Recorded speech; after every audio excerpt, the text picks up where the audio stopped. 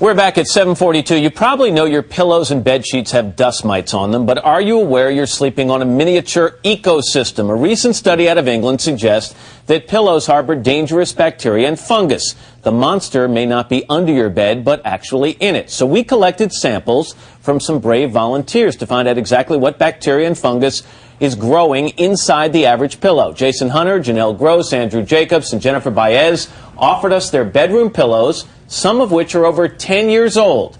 Dr. Philip Tierno, Director of Clinical Microbiology and Immunology at New York University's Tisch Hospital, performed the tests. Of course, we know him around here as Dr. Germ. Good morning to all of you. Nice to see you. Good morning. You know, you're one of our favorite guests here, but I have to admit, when you walk in a room, we kind of get creeped out because we know you're going to gross us out with some findings. Well, hope not. Bedrooms, though, in a home, we're talking indoor air pollution, they can be a huge source of problems. Absolutely. Huge source. One of the dirtiest places in a home, in the top 3. Let's talk about mattresses and pillows, what they can contain. I'm going to go to a graphic here and just show a partial list of what you can find on the typical pillow. Human skin cells, bodily secretions and excretions, animal hair and dander, bacteria and fungi, dust mites, perspiration, insect parts. I don't know what parts. Parts is parts.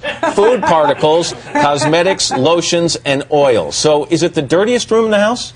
It's actually not. The kitchen is the dirtiest room, but the bedroom is a close second. All right, let's talk about a couple of facts before we get to our volunteers. And you should keep this in mind, folks, okay? After 5 years of using a pillow, 10% of the weight of that pillow is made up of dust mites and dust mite feces.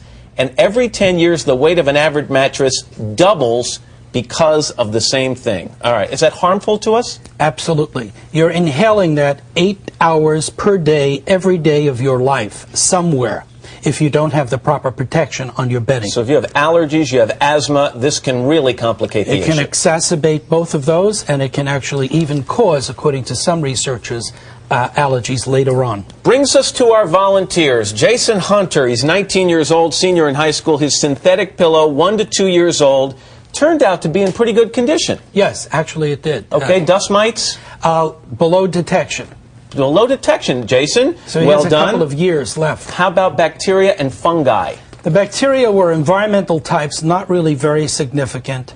However, he had fungus. He had a moderate amount of a fungus called Aspergillus fumigatus and a few Paecilomyces and Aspergillus niger. Were we just looking at the petri dish of what you grew from Jason's pillow? That's it. There's the fungi. Right there? Oh, There's great. the fungi. Okay, well, Jason, how do you think these results are going to make Mom and Dad feel? It's pretty disgusting. But actually, you're one of the better examples. That's good. So you feel good. Of this group, you may be the one who's going to go to the head of the class. Oh, that's a good thing. Okay, you're happy? You're going to go home and sleep well tonight? I'll try. All right, good for you. Janelle Gross, 37 years old, single mom, editor for a weekly newspaper. She had a synthetic pillow that she gave us, 4 to 5 years old. How'd the dust mite debris count go? She actually had a low count. It started to register as being detectable, but it was still on the low side. Bacteria?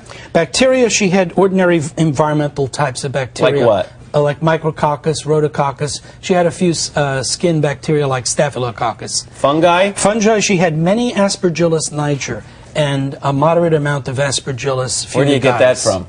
It's environmental, and dust and fungi settle on the bedding over time. So overall scale of 1 to 10, her pillow turns out to be... probably about a 4. 4, not bad. Okay, so Janelle, you have a 10-year-old son, is that right? So you're going to feel comfortable letting him sleep on that pillow? He sometimes does. He does? Yeah. Think you might change out the pillow? Probably so. All right, let's move on. Andrew Jacobs, 38 years old, an attorney, just became a new father. He had a feather pillow, Dr. Tierno, was 5 to 7 years old. How do you do on the dust mite count? The dust mites also were low. Okay.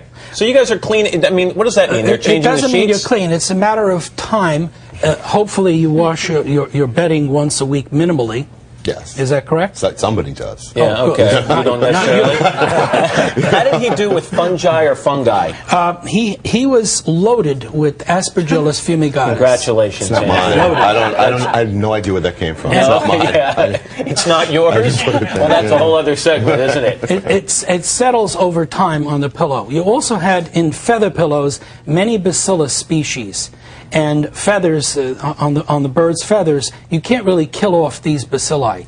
So they're notorious for having many bacillus. So did he have stuff on his pillow that could make him sick or sicker if he already has allergies? Yes. Continued exposure would exacerbate allergies and asthma. 158% increases we've noted in allergies over the last few decades. All right, your wife sleeps near these pillows, I would imagine, right? Yes. Okay, you think she's going to let you keep this one?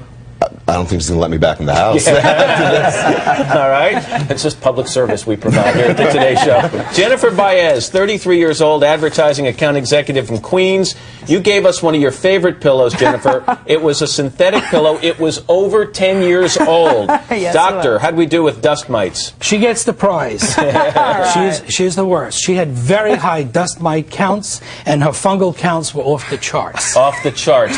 How'd she do bacteria-wise? Bacteria-wise, she had environmental types, as you see in the Petri dish, Sarsinia and Jennifer, Staphylococci. that was growing on your pillow. Right there, what you're looking at there. All right, so you suffer from asthma, by the way. Yes, I'm an asthmatic. So you think that complicates her situation? Absolutely, unequivocally. All right. It exacerbates asthma and allergies. Okay, quick